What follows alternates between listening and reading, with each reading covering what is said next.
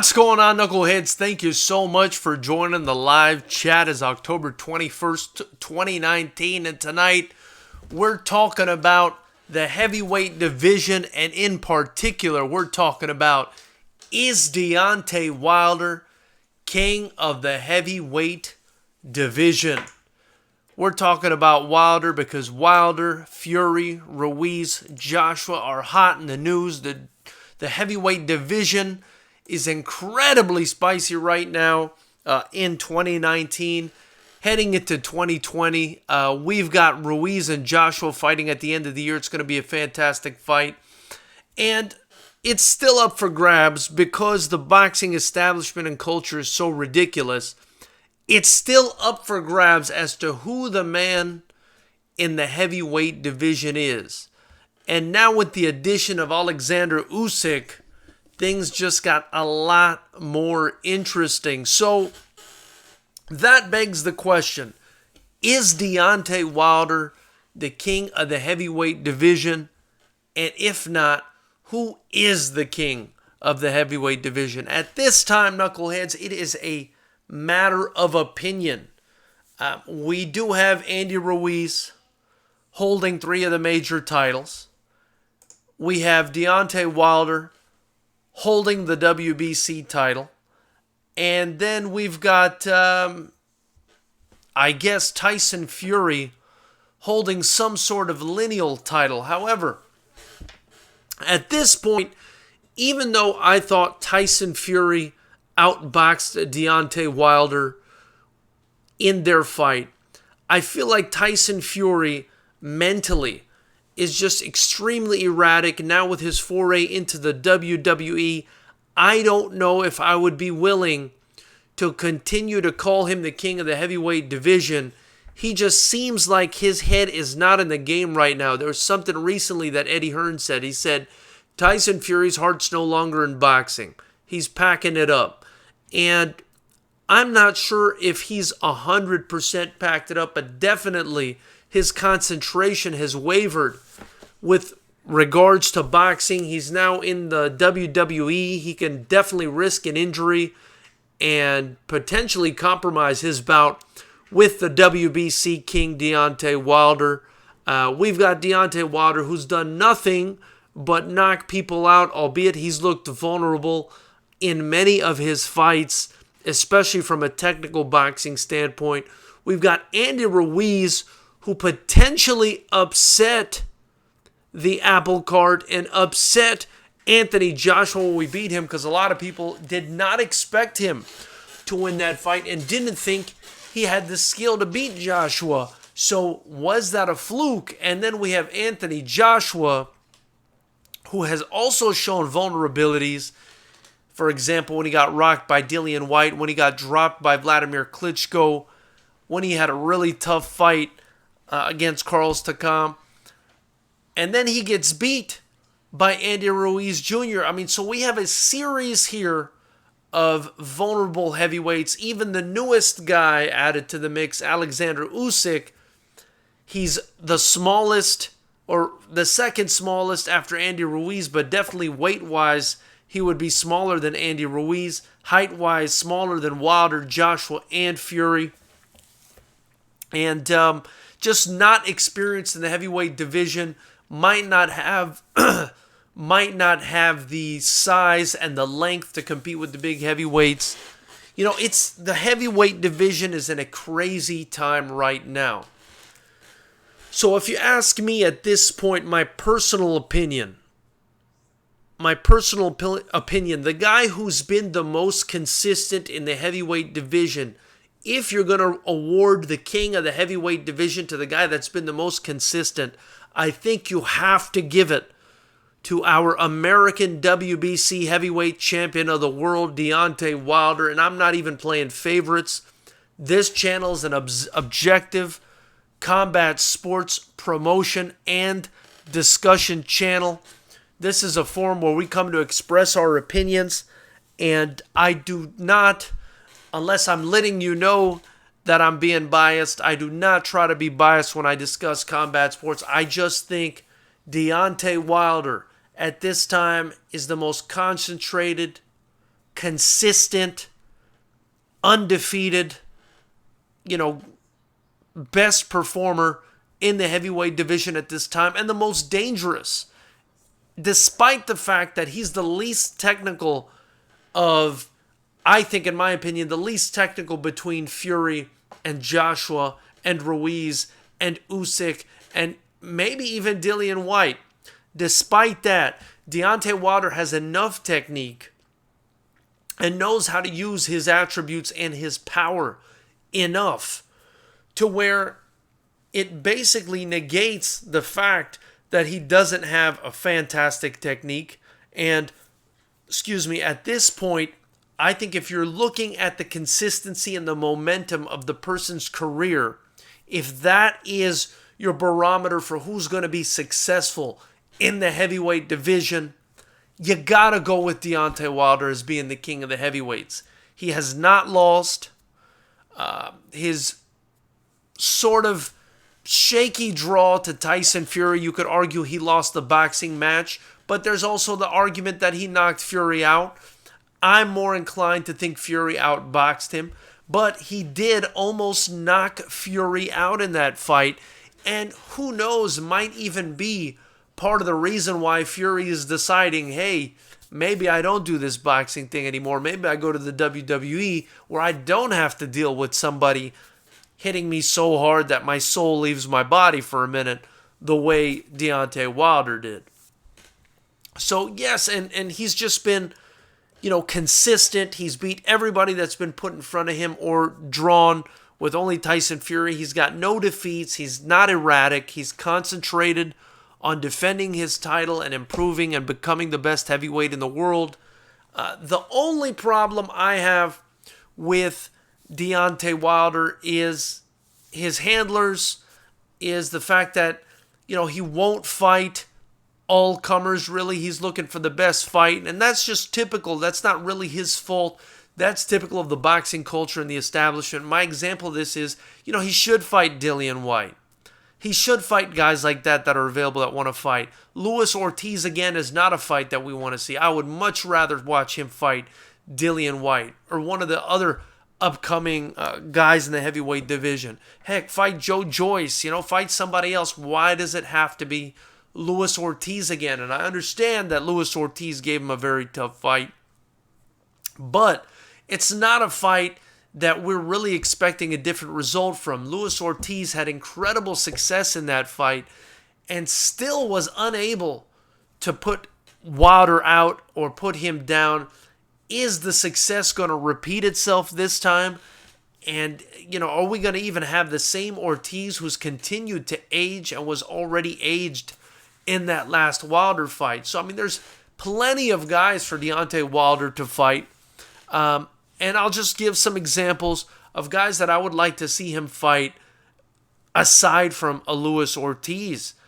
There is always Dillian Whyte, who is my personal favorite heavyweight, or one of them, just because he talks it and backs it up the way Wilder does. That's why I really enjoy watching him and Wilder.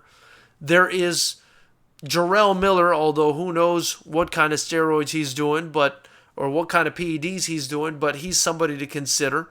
There's Kubrat Pulev, whose only loss, as my understanding, was to, Vladimir Klitschko, but he's still a top 10 in a lot of these organizations. There's Filip Hrgovic, who's an upcoming heavyweight. Alexander Povetkin, who's also, sometimes on the sauce, but another guy I would rather see him fight over Luis Ortiz. Joseph Parker is another guy. Adam Konaski is another guy. Joe Joyce, as mentioned before. So there are some guys. Even, heck, man, I'd put Alexander Usyk in there. There are a lot of guys that I would rather watch Deontay Wilder fight than Luis Ortiz. But because maybe they're trying to marinate and milk this fight with Fury, he's just going back to fighting Ortiz again. It's someone he's comfortable with. And I don't want to see him take on these comfortable fights. So that's my opinion on the matter right now. We've got James Doherty in the chat. Thank you so much, James, for joining again. Always appreciate having you in here. He writes dubious, or Dubois. Dubois is, I think, what he meant instead of dubious. Use Usyk, AJ, White, Fury, Ruiz, Parker, all might beat him until he fights these guys. He's just one of the top 5 guys, or one of the top guys, not proven the best yet. And I agree with that 100%, James Doherty. I agree with that 1,000%. But because these guys don't fight each other, because we're immersed in this BS boxing culture where the best don't fight the best, we're left to hypothesizing as to who's the best heavyweight. And because we're stuck in this situation, and I don't believe it's one guy's fault over the other, it's more like the boxing culture and the establishment that we have, we're forced to hypothesize who we think the best is. And I hypothesize at this moment in time that Deontay Wilder, you got to give him credit. He's the man right now. He's been the most consistent. He's undefeated. He's the WBC champ. He's talking the talk. He's walking the walk. The other guys, they're back and forth. I do give Anthony Joshua a lot of credit for the people he's fought. I believe his resume is very nice for somebody who's had as many fights as he's had. He's taken a lot of risks, so I appreciate that very much. Taking Andy Ruiz on in the last minute, or rather in the late notice fight, took a lot of balls from Anthony Joshua. Andy Ruiz is another tough guy. The only fight he's ever lost was allegedly to Joseph Parker, and I didn't think he lost that fight. But, if I'm being honest, the guy that I've seen that's been the most consistent and that seems the most concentrated and dedicated right now is Deontay Wilder. I got a lot of respect for Deontay Wilder. Unfortunately, like I said before, these guys aren't fighting each other. So I agree that any of these guys can beat each other. But I think if you're basing, again, king of the heavyweights, on consistency, on stability, which is something that I really enjoy when I'm making a decision. Consistency, momentum. I like Deontay Wilder. Do I think he's the most technical? No, he's probably the least technical out of a lot of these guys that we're talking about. But he's got that eraser in that right hand. Marco Martinez, it's a one-off match in the WWE. He's only there because Saudi Arabia pays up to $80 million a year for the WWE to do 2 big shows there a year. I completely disagree. Wilder has not set himself apart from the pack. He looked okay against Fury, but he hasn't fought enough tough guys. And I agree, he hasn't fought a lot of the tough guys. But Fury, even though he did fight Klitschko and he beat Klitschko, he then fought Wilder, and it was a draw, although I thought Fury won. And then he's fought a couple tomato cans, and he's been very erratic.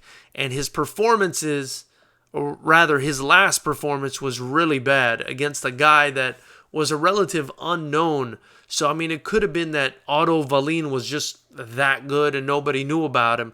Or it could be that Tyson Fury may be deteriorating. There's always that possibility. Or maybe he's just not concentrated. And I say maybe he's deteriorating because of the way he's treated his body throughout his boxing career. Let's not forget he took over 2 years off to do drugs and do all kinds of horrible things to the point where he nearly killed himself. So he may not be